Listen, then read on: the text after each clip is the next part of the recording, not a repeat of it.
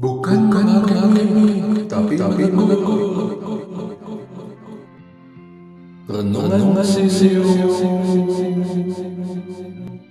Renungan diinspirasi dari Injil Matius bab 7 ayat 1 sampai dengan 5. Janganlah menghakimi, supaya kamu tidak dihakimi. Karena dengan penghakiman yang kamu pakai untuk menghakimi, kamu akan dihakimi, dan ukuran yang kamu pakai untuk mengukur akan diukurkan kepadamu. Mengapakah engkau melihat serpihan kayu di mata saudaramu, sedangkan balok di dalam matamu tidak engkau ketahui? Bagaimanakah engkau dapat berkata kepada saudaramu, biarlah aku mengeluarkan serpihan kayu itu dari matamu, padahal ada balok di dalam matamu?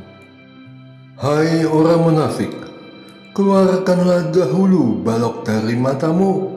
Setelah itu, engkau akan melihat dengan jelas untuk mengeluarkan serpihan kayu itu dari mata saudaramu.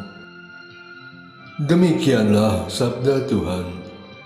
Terpujilah Kristus. Bukan menghakimi, tapi menegur. Apa yang Yesus katakan? Jangan kamu menghakimi, supaya kamu tidak dihakimi. Awalnya membuatku menjadi apatis. Bagaimana jika ada orang yang aku nilai harus dihakimi dan dihukum?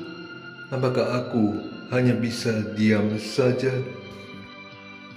Namun, konteksnya bukan melarang penilaian sama sekali, melainkan memperingatkan agar aku menghakimi dengan bijaksana, dengan introspeksi diri terlebih dahulu. Aku harus introspeksi diri dulu.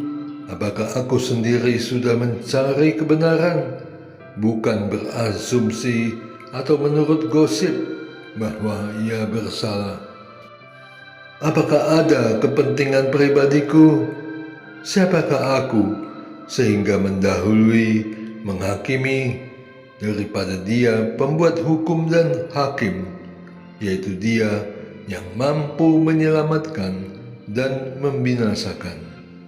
Aku teringat akan wanita yang tertangkap basah bersinah dalam Injil Yohanes bab 8. Jelas perempuan itu bersalah, tapi apakah aku termasuk di antara mereka yang ingin merajamnya dengan batu?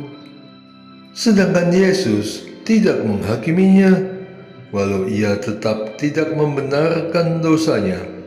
Dan sambil memberikan pengampunan, ia menasehati agar perempuan itu tidak berbuat dosa lagi. Bagaimana dengan mereka yang kabur membawa lari uang investasiku, yang telah membuatku terpuruk dan harus mengais rezeki dari awal kembali? Apakah aku tidak boleh menghakiminya? Dan karena hukum tidak dapat menjamahnya, apakah aku boleh melepaskan kutuk ke atasnya? Kembali aku harus introspeksi diri. Apakah aku sendiri begitu suci sehingga tidak ada kesalahan yang pantas untuk aku dihakimi dan dihukum? Rasanya tidak mungkin aku begitu suci sehingga hanya kesalahan orang lain yang nampak ada pada diriku. Aku pun memerlukan kasih karunia yang mengampuni, yang meringankan hukumanku. Jika aku mengaku sebagai pengikut Kristus, sudahkah aku melepaskan kasih karunia seturut apa yang aku harapkan? Sebab ukuran yang aku pakai untuk mengukur akan diukurkan kepadaku pula. Adalah lebih baik jika aku bukan menghakimi, tapi seperti Yesus menegur dan melepaskan kasih. Biarlah penghakiman dan penghukuman menjadi hak Allah yang Maha Kuasa. Doa. Allah Bapa yang Maha Kasih, aku bersyukur diingatkan untuk menahan diri dalam menghakimi orang lain.